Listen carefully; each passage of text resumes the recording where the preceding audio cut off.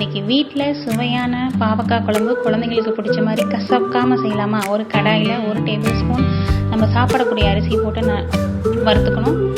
1/2 table spoon ஜீரகம், 1/2 table spoon மிளகு, ஒரு வரமிளகாய் போட்டு நல்லா வறுத்து ஒரு பிளேட்டில் ட்ரான்ஸ்ஃபர் பண்ணி வச்சுக்கோங்க. நம்ம அதே கடாயில் 3 ஸ்பூன் எண்ணெய் ஊற்றி சின்ன வெங்காயம், பூண்டு நறுக்கி வச்சதெல்லாம் போட்டு நல்லா வணக்கிக்கோங்க. வெங்காயம் பூண்டு நல்லா வணங்கினதுக்கப்புறம் 3 தக்காளி பழத்தை மிக்சியில் அரைச்சி போட்டுக்கோங்க. அதுவும் நல்லா வணங்கினதுக்கப்புறம் கட் பண்ணி கழுவி வச்சுருக்கிற பாவக்காயும் போட்டு நல்லா வணக்கிக்கோங்க. பாவக்காய் நல்லா வணங்கினதுக்கப்புறம் 1/2 டேபிள் ஸ்பூன் மஞ்சள்தூள், 1/2 டேபிள் ஸ்பூன் மிளகாய்த்தூள், 2 டேபிள் ஸ்பூன் கொத்தமல்லி தூள், 1/2 டேபிள் ஸ்பூன் பெருங்காயத்தூள் எல்லாம் போட்டு நல்லா வணக்கிக்கோங்க. இது நல்லா வணங்கினதுக்கப்புறம் தேவையான அளவு தண்ணி ஊற்றி காயை நல்லா வேக வச்சுக்கோங்க. காய் நல்லா வெந்ததுக்கப்புறம் கொஞ்சமாக புளிக்கரைசலை ஊற்றிக்கோங்க. புளிக்கரைசல் ஊற்றினதுக்கப்புறம் நம்ம வறுத்து வச்சுருந்த அரிசி மிளகோட கொஞ்சம் தேங்காய் போட்டு அரைச்சி ஊற்றிக்கலாம்.